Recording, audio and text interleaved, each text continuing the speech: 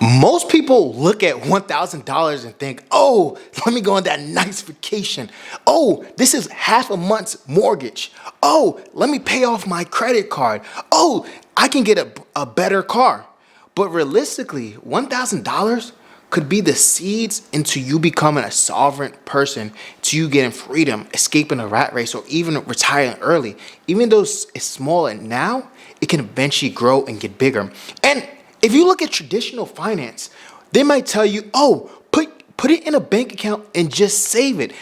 And what ends up happening is you save it, and in 10 years, the bank is only give you 0.001 interest rate, and you only gain $10.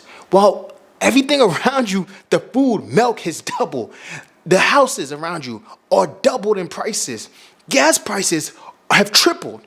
And what ends up happening, you only gain $10 off the amount you save. Or on the other hand, you can go on crypto YouTube and they say, oh, put in Bitcoin, put in Ethereum, put in Ripple. Your $1,000 is going to become $100,000. But before that happens, what happens is 1,000, then it goes down to 100, and you scratch your head. Maybe I should sell now. But I'm going to give you the actual framework on what you should do with your $1,000 so you can actually sleep at night while still getting tons of upside, okay? And so your wife doesn't leave you because you lost all the money. So before we jump into the video, I want you to know I'm not a financial advisor, and this is just investment advice. And please do me a favor, make sure to hit the like button and subscribe. But so the first thing you should understand is that you need to build your base. So this, if you're a tech guy, this could be your base code, or this could be like the foundation to your house.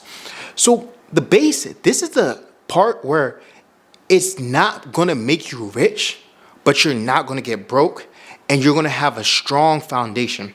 So the first thing you probably should invest in is going to be index funds, right?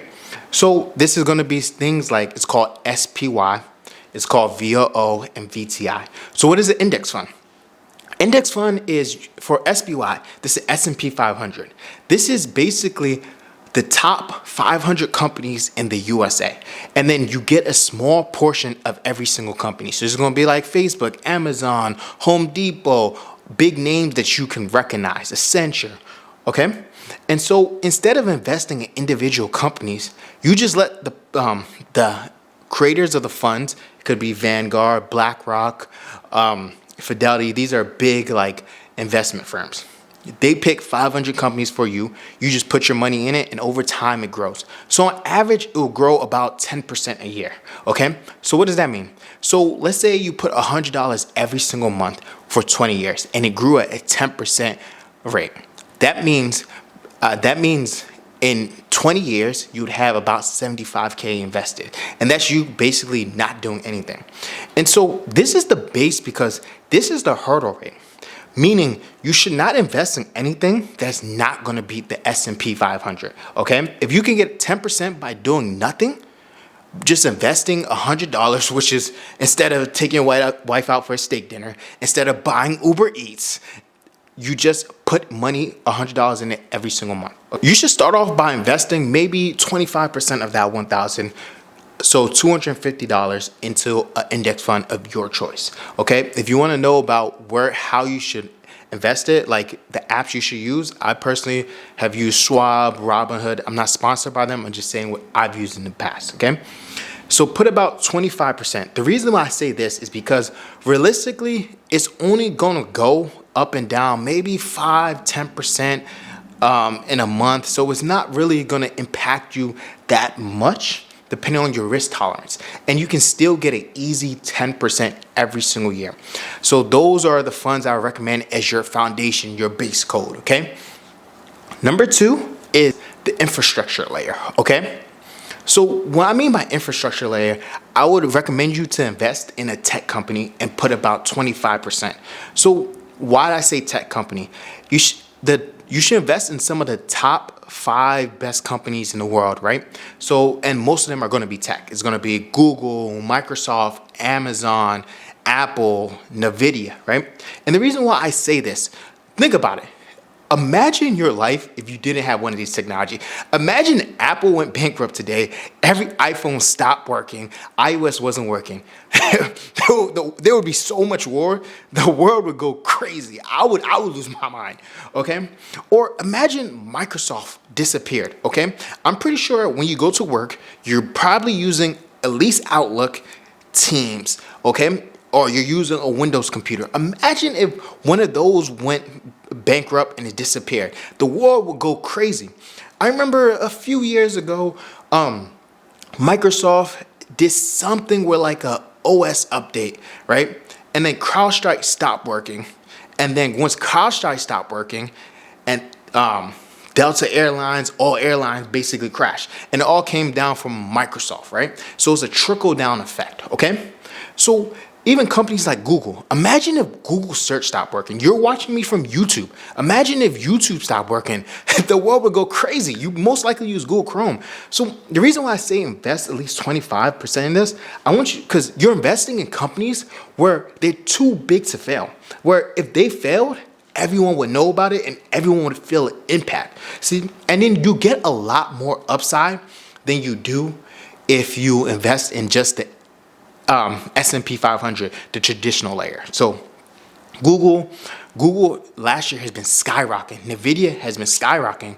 And if you didn't know, basically like 70% of the gains from the S&P 500 comes from the top 7 companies. So majority of the companies are actually dragging down the S&P 500, and the best companies are the ones bringing it up. But the reason why people still invest in S&P 500 is because you don't have to experience the volatility. What is volatility? So some days it might go up it might go 20% in a year, and then the next year it might be 40% down, right? So you have the ups and downs. So let me recap. What you have right now is you have about 25% in traditional funds, so index funds. Then you have 25% in a tech company, whichever one you know the most about. Pick whichever one and go running with it, okay? And then the third layer, this is going to be your sovereign layer, your freedom layer, okay? So Bitcoin is my recommendation. I love Bitcoin, okay? And Bitcoin is most likely going to outperform the S&P 500. It's going to outperform tech companies, and then it's going to on average, it's compounding around 30% a year, right? And this is the freedom layer because one, it's outside of the traditional finance world to an extent. Bitcoin solves a unique problem. The problem that Bitcoin solves is the problem of having solid money, okay? Having a store of value. What do I mean by that? Most of the times, people, they don't really want more dollars. What they want is more purchasing power. What do I mean by this?